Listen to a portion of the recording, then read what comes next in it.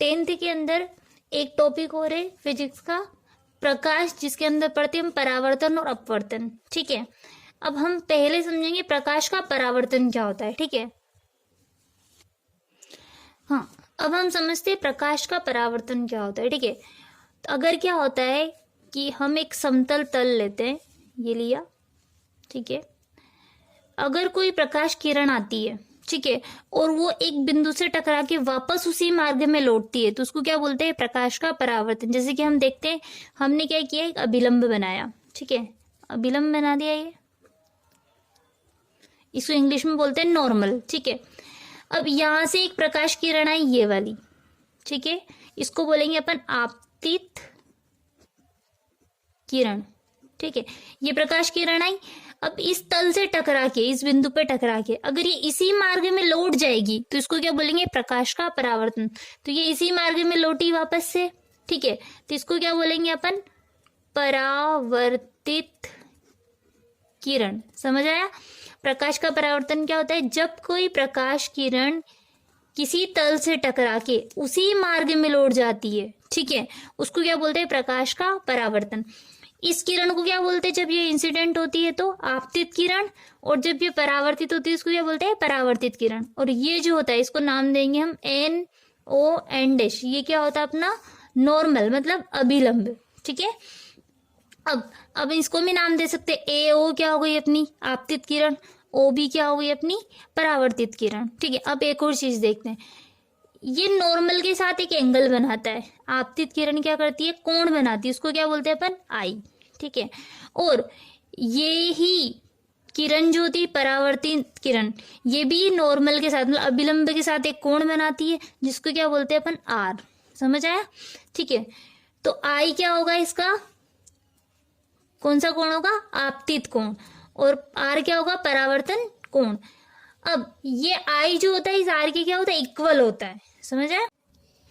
हमने क्या देखा, प्रकाश का परावर्तन। अब एक और टॉपिक बनता है, परावर्तन का नियम क्या होता है। ठीक है, परावर्तन का नियम क्या होता है कि जो आपतन कोण होता है, ये हो गया आपतन कोण, ठीक है, किसके बराबर होता है, परावर्तन कोण के, परावर्तन कोण के, मतलब बोल सकते हैं कि जो आपतन कोण है वो क्या होता है, परावर्तन कोण के बराबर होता है। ये इसका पहला नियम हुआ। ठीक है, अब सेकंड नियम क्या होता है परावर्तन का, कि आपतित किरण, बोल सकते हैं ये आपतित किरण, मतलब ये आपतित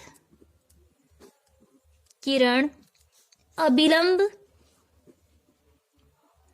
और परावर्तित किरण, ये तीनों क्या होते हैं, एक ही तल में होते हैं। तल समझते हो ना, ये अपना XY तल होता है।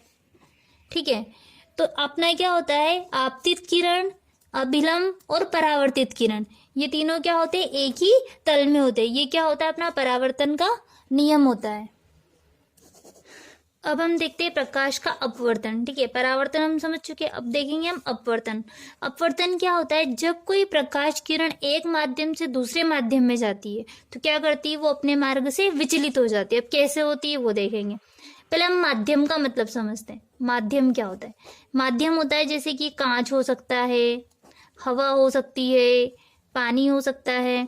ठीक है, तो अगर हम भी समझते हैं कि जब हम चलते हैं तो पानी के अंदर चलना थोड़ा मुश्किल होता है, हवा के अंदर चलना थोड़ा इजी होता है। ठीक है, मतलब हम आसानी से चल सकते हैं।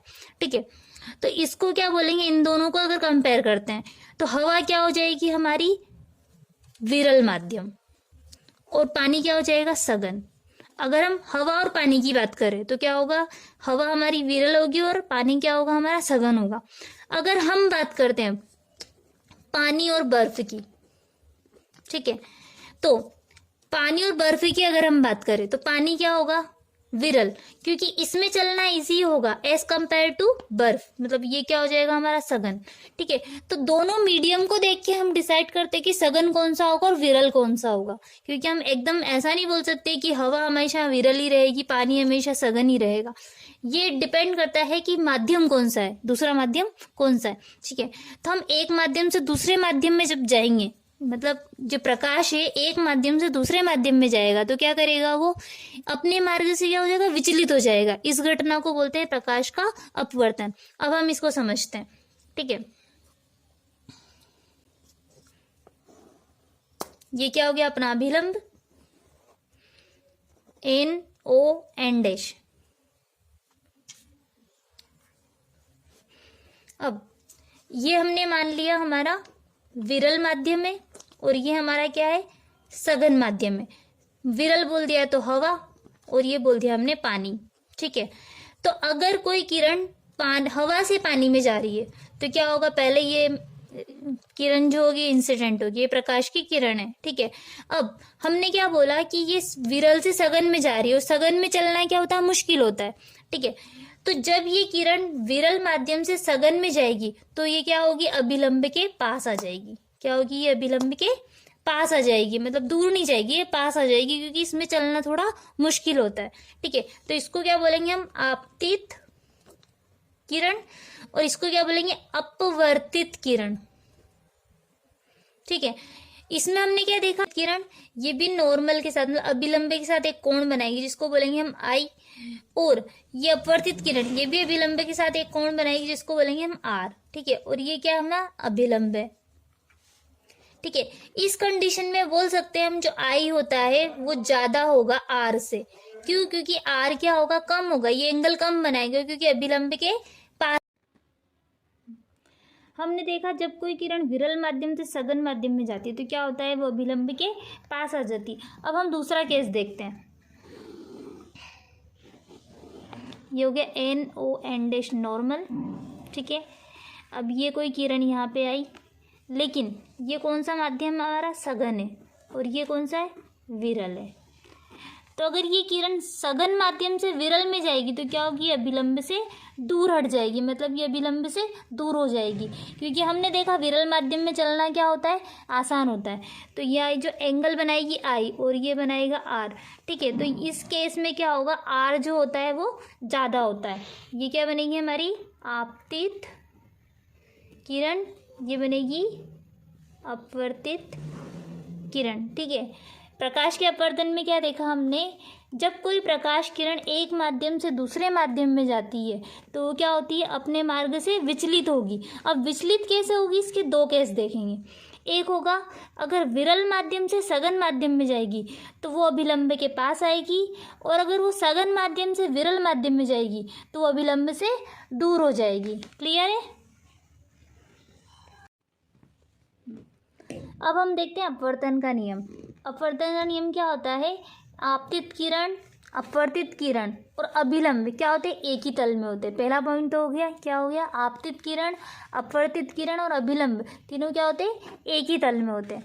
दूसरा क्या होता है, आपतन कोण की ज्या, ज्या मतलब साइन, तो ये हो गया अपना आपतन कोण की ज्या। ठीक है, और परावर्तन कोण की, सॉरी आपतन कोण की अपनी ये ज्या, मतलब ये अपवर्तन कोण है तो इसकी ज्याली मतलब ये आर। ठीक है, तो आई हो गया और यार इनकी दोनों की ज्या मतलब साइन। ठीक है, ये क्या होता है, एक नियतांक होता है। नियतांक मतलब बोल सकते हैं ये नियतांक जो स्थिर होता है, जिसको बोलते हैं, जिसकी वैल्यू वेरिएबल नहीं होती है। इसको हम काय से डिनोट करते हैं, म्यू से। ठीक है, तो क्या बनेगा, mu equals to sine i upon sine are.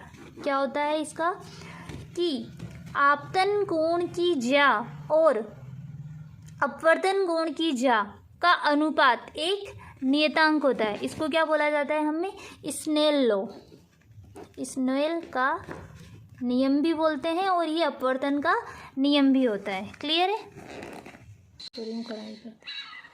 ठीक है, अब एक और टॉपिक देखते हैं हम, गोली दर्पण किसे कहते हैं और ये कितने प्रकार के होते हैं। ठीक है, तो गोली दर्पण क्या होता है, जिसका जो परावर्तक, अपन ने भी देखा परावर्तन, जिसका परावर्तन पृष्ठ जो होता है वो गोली होता है। गोली मतलब गोल गोल होता है, उसको क्या बोलेंगे हम, गोली दर्पण बोलेंगे। अब ये दर्पण बनते कैसे हैं, अगर हमने एक गोला लिया, ठीक है, और इसको हमने यहाँ से काट दिया तो क्या बनेगा, ये दर्पण बन जाएगा, अपने पास एक मिरर बन जाएगा। अब इस मिरर को अगर हम क्या करते हैं, एक साइड पेंट कर देते हैं, अगर हम इसकी इधर की साइड पेंट करते हैं तो ये परावर्तक पृष्ठ होता है, तो क्या बोलेंगे इसको, अवतल दर्पण।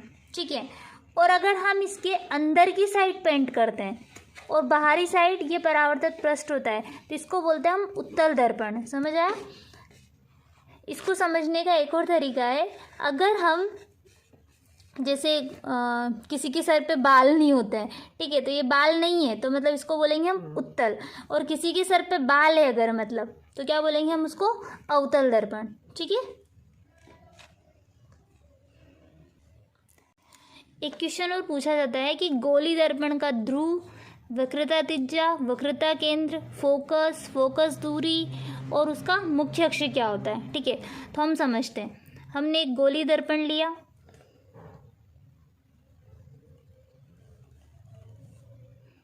अब इस गोली दर्पण का जो मेन पॉइंट होता है, बीच का वाला पॉइंट, इसको बोलते हैं ध्रुव, जिसको हम पी से नोट करते हैं। समझ आया?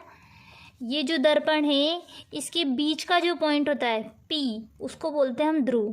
क्लियर है? अब सेकंड देखते हैं वक्रता त्रिज्या क्या होती है। ठीक है, तो अब ये गोला जो बनता है पूरा, इस गोले के अंदर एक केंद्र होता है, ठीक है, और इसकी एक त्रिज्या भी होती है, जैसे हमने पहले 10th में पढ़ा है कि ये अपना केंद्र होगा और ये इसकी क्या होगी, त्रिज्या होगी।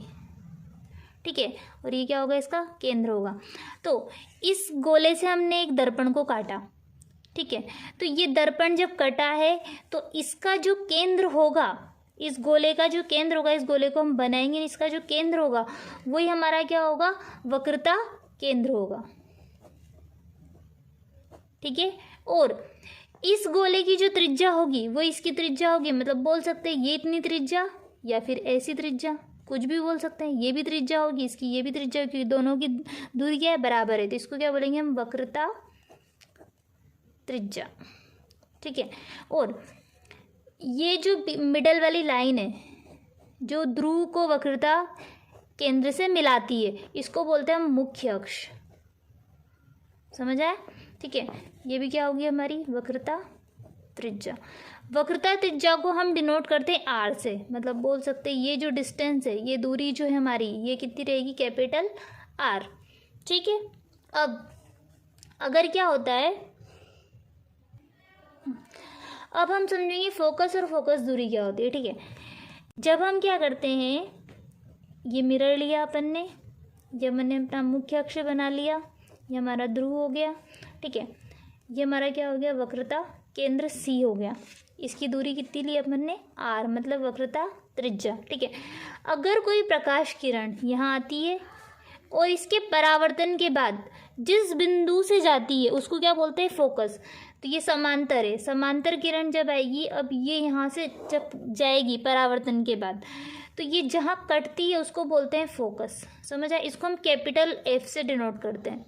ठीक है, और इसकी जो दूरी होती है वो पी से लेके एफ तक की क्या होती है, स्मॉल एफ होती है, इसको बोलते हैं हम फोकस दूरी, और ये क्या होता है हमारा, फोकस। क्लियर है?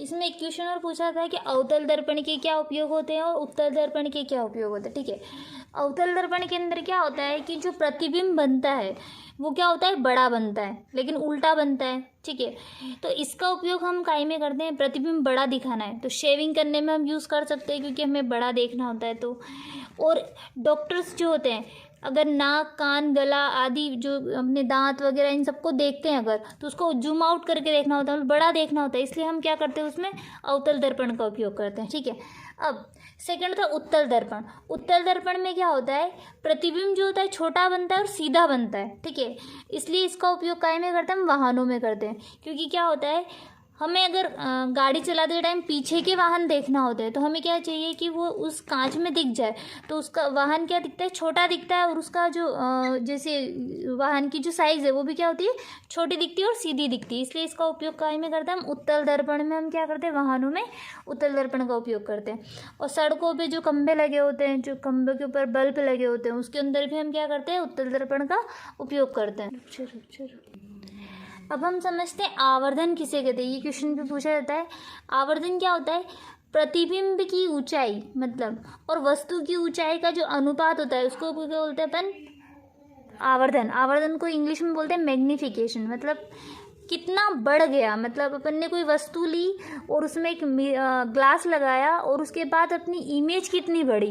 ठीक है, अगर वस्तु इतनी है और इमेज इतनी है तो इन दोनों की जो लंबाई का अनुपात रहेगा उसको क्या बोलेंगे हम, आवर्धन बोलेंगे। तो क्या होगी इसकी डिफरेंस, प्रतिबिंब की ऊंचाई और वस्तु की ऊंचाई का जो अनुपात होता है उसको क्या बोलते हैं, हम आवर्धन बोलते हैं। ठीक है, अब हम समझते हैं लेंस की क्षमता क्या होती है और इसकी यूनिट क्या होती है। ये सबसे ज़्यादा इम्पोर्टेंट है कि लेंस की क्षमता की जो यूनिट होती है उसको हमें ऑब्जेक्टिव में पूछा जाता है। यूनिट क्या होती है, डायप्टर होती है। अब क्षमता क्या होती है कि फोकस दूरी का व्युत्क्रम जो होता है, ठीक है, ये फोकस दूरी f है, इसका व्युत्क्रम क्या होगा अपना, लेंस की क्षमता p होगी, मतलब पावर। ठीक है, हम अपने ग्लास लगाते हैं आँखों के अंदर, वो भी क्या होती है, पावर के अकॉर्डिंग होता है। ग्लास क्या होता है, जैसे कि किसी के -2 पावर होती है, -3 होती है, तो वो पावर भी यहीं से डिसाइड करते हैं कि लेंस की पावर क्या होती है, उसकी क्षमता क्या होती है। तो क्या होता है कि उसकी फोकस दूरी का व्युत्क्रम जो होता है उसको क्या बोलते हैं, लेंस की पावर कहते हैं। इसका मात्रक क्या होता है, या तो मीटर-1, क्यों, क्योंकि ये हो जाएगा मीटर, तो क्या होगा 1/मीटर, इसका ऐसा ही मात्रक हो सकता है, या फिर डायप्टर होगा। ठीक है, अब एक डायप्टर को डिफाइन कीजिए, ये क्वेश्चन भी पूछा जाता है। ठीक है, तो एक डायप्टर क्या होता है, एक डायप्टर ऐसे लेंस की क्षमता है जिसकी फोकस दूरी 1 मीटर हो। जिसकी फोकस दूरी क्या होगी, 1 मीटर होगी, उसका एक डायप्टर क्या होगी, उसकी लेंस की क्षमता होगी। क्लियर है। अब इसमें एक पॉइंट और याद रखना है कि अवतल लेंस जो होता है उसकी फोकस दूरी को हमेशा हम ऋणात्मक लेते हैं और उत्तल दर्पण की फोकस दूरी को हम क्या लेते हैं, धनात्मक लेते हैं। ठीक है, अब एक ऑब्जेक्टिव का क्वेश्चन है, वो भी देख लीजिए। अगर हमें ऑब्जेक्टिव में पूछा दर्पण का क्या सूत्र है, तो क्या होगा, 1/f = 1/u + 1/v। और अगर पूछा जाता है लेंस का क्या सूत्र है, तो क्या होगा, 1/f = 1/v - 1/u। इसको समझने के लिए क्या, लेंस अगर पूछे तो माइनस आएगा और दर्पण अगर पूछा जाए तो प्लस आएगा। ठीक है, f क्या है हमारा, फोकस दूरी, u क्या है हमारा, वस्तु की दूरी, और v क्या है हमारा, प्रतिबिंब की दूरी। क्लियर है।